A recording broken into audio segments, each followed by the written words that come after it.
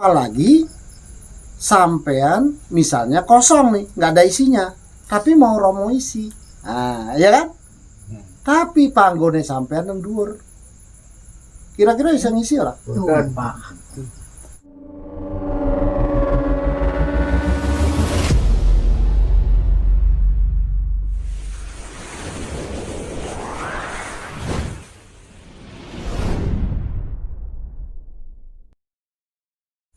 Pemahaman pertama apa? Biar nggak bingung Romo, di sini umatnya berapa? 4 kakak. Yang tadi saya sebutkan, Bu. 4 kakak. Ya, 4 Oh kakak. itu, karena jadi bingung Romonya. Jiwanya cuman 8. Jiwanya 8, Iya. umatnya 4 kakak. 4 kakak. Oh iya. Terus kemarin membangun Padma ini dengan cara mengiris Iya. sebidang tanah dari pura ini. Iya. Oh nggih, nggak apa-apa. Dulunya kan gini Nggih. ya. Ini lokasi pura Nggih, itu seluas seperempat. 1/4 3/16. 3/16. Iya. Jadi ini yang 2/9 artinya itu saya jual Nggih. untuk membangun itu. Oh nggih. Itu saya borongkan. Nggih. Itu. Nggih. Tapi kalau Hmm. parisada saya masih hidup, mungkin Nggak bisa. tidak terlaksana Nggak. begitu. Lah kok bisa gitu? Kok bisa? Ya entah gimana lah. Oh mungkin keras ya. Nah, Wah, tadi saya katakan diktator. Oh diktator. Dia Jadi, diktator. Maaf, parisade itu berarti kalau di Bali itu lian adat gitu. Oh, Lian adat. Iya, lian Berarti adat. parisade desa nggih. desa gitu. Iya. Iya gitu. Nah, inilah Jadi dia kalau Nggih. punya kemauan harus gitu. harus tidak boleh dibantah. Oh, Saya ini kan hidupnya sebagai terkekang. iya. Kalau saya mau menghadiri perkumpulan tidak boleh. Pokoknya tidak Niku boleh cerita- keluar. Rian nggih, Pak? Iya dulu. Nggih. Itu di situ Nggih. kemacetannya.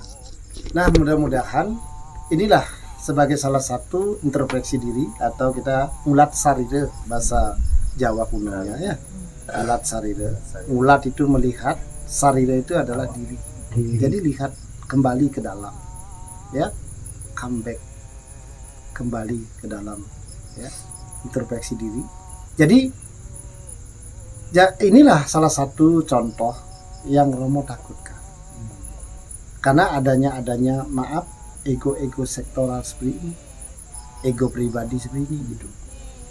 Jadi Romo jujur aja, Romo sih nggak masalah.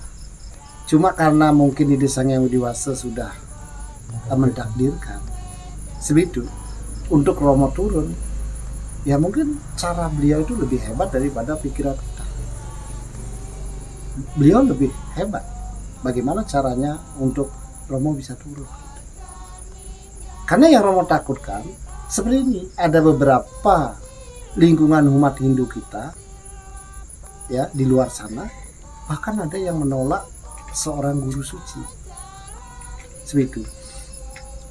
Ini yang sangat Romo prihatinkan. Ya. Jadi apa ya? Kadang-kadang kan umat ini perlu pembinaan, perlu apa yang mereka keluhkan gitu loh. Ya seperti tadi itu keluar untuk pembinaan nggak boleh ya Mbak ya. Nggak boleh. Nah apalagi karena ini seperti yang disampaikan Nak Mahmud tadi, diktator gitu. Jadi Iya, memang umat ini mau diktator. berkembang nggak boleh gitu, maunya sendiri gitu. Nah itu, inilah mudah-mudahan dengan nanti pembinaan Nak Mangku juga ya, kemudian bareng-bareng nanti Romo memperhatikan gitu, mudah-mudahan kita bisa bangkit kembali. Oke Mbak ya? Iya. Nah itu. Jadi yang di sini kalau misalnya umatnya ada 4 kakak, kan gitu.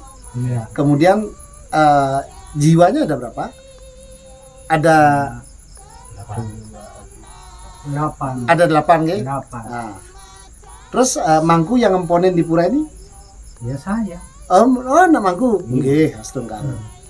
Jadi Romo akan cerita sedikit ya, mudah-mudahan cerita Romo ini menjadikan motivasi. Romo pernah ke namanya daerah Lampung Tengah bagian barat. Mereka kalau di sini 4 kakak ya. Kalau di sana 3 kakak. Ijik menang kene, Mbak. Menang kene sitok, Mbak. Menang kene. Iya. Tapi dengan kemauan kan gitu ya. Iya. Dan mulai tumbuh seradah baktinya. Kemarin kita Astungkara sudah bisa menyelesaikan Padma sana ya, setinggi 12 meter. Dari rancangan ide yang 11 meter menjadi 12, dan itu menjadi ikon. Kita kan nggak pernah tahu ya. Kalau Romo ini nggak ada apa-apanya, tapi di Sang Hyang Widiwaso ini maha kuasa, maha hebat. Kok bisa itu? Kalau Romo catat dengan Pak Dewa itu menghabiskan hampir 100 minimal. Duitnya dari mana? Kan gue tahu saya duitnya sokondi. Kan itu. Awal-awalnya juga begitu. Ngomong duitnya ki sokondi mo. Apa iso? Godong rambutan sing tinggi tuku semen pertamanya. Tapi begitu Romo buka pemikirannya, buka seradah baktinya, mereka yakin. Dari keyakinan ini sekarang sudah berdiri dengan megahnya dan menjadi ikon di sana. Bahkan bukan umat kita saja, bahkan umat Muslim, umat Kristiani juga ikut bangkit di sana, ikut senang. Bahkan Pak Lurahnya pun hanya 3 kakak membangun pura, langsung bahas ini tak kasih surat izin. Tinggal kita, gitu loh, iya. Tinggal awake dewe, lek awake dewe ki yakin, ya yakin. Lek awake dewe ki ragu-ragu, mbok kaya apa? Karena Romo pernah ndelok wong bujang ki arepe loncat padahal setengah meter, kuwi angger ragu-ragu ya nyemplung. Tapi angger dia yakin tenanan mbok lobang iku 2 meter loh, diloncat. Ya ora? Itu satu keyakinan. Makanya sing tak arep Romo, sing tak arep iki saiki nang ngene iki keyakinan seradah kepada Idi Sang Hyang Widiwasa, seradah terhadap bakti kita. Kehadapan Idi Sang Hyang Widiwasa, Romo yakin kalau nggak gitu wis bubar sampean. Wis assalamualaikum. Tenan iki. Tapi mergo yakin seradah kepada Idi Sang Hyang Widiwasa sampai najak sampai hari ini. Bener nggak? Tapi yang sekarang seperti yang Romo sampaikan tadi, ada 4 cara pendekatan diri. Dengan cara pertama yang paling mudah sekali dengan cara bakti. Ya. Bakti membuat sesaji, kan gitu toh. Purnama Tilem, gitu ya, tulisan dia termasuk. Yang kedua adalah karma marga. Itu marga itu jalan. Itu. Jadi karma yang kedua, karma ini apa? Tindakan. Mau nggak kita misalnya ya seperti hari ini karma marga ini. Yaitu disuruh hadir ke sini, nanti ada idempu yang akan rawuh Arab Suwan. Nah ini kan Anda diundang, dikumpulin sama Nak Mangku Supra, suruh nanti ada idempu yang hadir gitu, tolong ke pura. Nah ini karma nih, tindakan, ya ora. Kemudian membuat bangunan pura ini karma juga. Kemudian nanti membuat membersihkan, mungkin kan gitu dah, itu karma tindakan. Ngayah itu karma tindakan. Kalau kita misalnya ya bakti sudah, yang kedua ingat tindakan, karena dengan tindakan itu paling mudah. Kalau presiden kita Pak Jokowi menyampaikan apa? Kerja.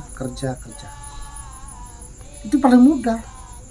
Karena tanpa harus kita pinter, yang penting mau melakukannya. Karena yang Romo pelajari di dunia ini nggak sedikit loh orang kaya raya karena dia melakukan. Orang-orang besar di dunia ini banyak orang yang tidak lulus dari SD. Kenapa? Bukan kepintarannya, tapi melakukannya. Nah, pada karo Romo misalnya, Romo kalau banyak tahu tatua dan sastra mungkin, tanpa ada tindakan, ya nihil. Kalau bahasa Jawanya semele kete. Iya nggak? Nah makanya sekarang yuk kita introspeksi diri seperti Pak Parisada kemarin mungkin karena apa diktator, ya inilah yang membuat pemahamannya banyak, tindakannya kurang. Nah kalau Romo, pemahaman Romo mungkin terbatas, tidak seperti yang diharapkan umat gitu. Tapi ada wejangan dari Nabi Romo bahwa apa? Walaupun kau hanya tahu 1, 2, dan 3, ketika kau lakukan itu sebagai karma baktimu, itulah yang disebut dengan mautamu atau utama. Walaupun Romo cuma tahu 1, 2, ini yang melakukan sekarang. Nah ini tindakan inilah. Bagaimana kita guyup kan gitu dah. Bagaimana kita bisa bersosialisasi. Nah, kemudian yang ketiga yang diajarkan dalam Tattwa Weda kita adalah dengan cara jenana marga. Apa itu? Ya berpengetahuan. Karena dengan pengetahuan itulah kita bisa menyeberangi lautan dosa. Janganlah terlalu dalam. Dosa itu kan sengsara. Karena pengetahuan itulah kita bisa menyeberangi kesengsaraan kita ini. Sampean maune wong 40, saiki wong 4, sengsara nggak rasanya? Hah? Apa meneh dijak? Ngene ngono kan lebih sengsara, bener nggak? Makanya inilah kita widya, pengetahuan. Widya itu sinar, pencerahan. Inilah yang kita pakai untuk, kalau di Bali namanya ngalangang kenah gitu. Apa itu? Pencerahan diri. Kalau dulu kita agama kita ya zaman jayanya Majapahit dan Sriwijaya itu kan penganut Siwa Buddha. Siwa Buddha itu dalam arti Purusa Perdana, bukan Buddha-Buddha yang sekarang, bukan. Siwa itu pemikiran, cinta kasih sayang. Buddha itu budi. Gitu. Jadi antara pikiran dengan budi ini harus seimbang. Makanya seorang sulingih harus menjadikan dirinya adalah Siwa dan Buddha. Siwoyo, Buddha-yo. Tapi bukan Buddha-Buddha yang di luar sana. Beda. Sriwijaya ya Hindu, Majapahit ya Hindu. Karena keduanya menjadi satu, Siwo lan Buddha. Inilah Siwo yo Buddha yo. Siwo budaya. Nah itu Siwa itu adalah jenana, Buddha lah budi pekerti. Makanya orang yang mendapatkan kesadaran disebut dengan Buddha. Buddha itu budi. Nah sekarang dua-duanya kita pakai. Kita pengetahuan penting, logika. Kan ada wiweka namanya bahasa Sanskertanya. Ini harus dipakai sekarang. Nah, jenana ini penting pengetahuan. Ya, pengetahuan. Jadi jangan sampai kita ibaratnya maaf nih kayak Romonya nih. Romo kalau punya gelas ada air, diisi air bisa nggak? Bisa nggak? Ini udah penuh kayak gini, tak isi lagi bisa nggak? Nggak bisa, tumpah. Ya ora, Iya. Nah, apalagi sampean misalnya kosong nih, nggak ada isinya, tapi mau romo isi, nah ya kan? Tapi panggone sampean yang dhuwur, kira-kira bisa ngisi ora? Bukan, Pak.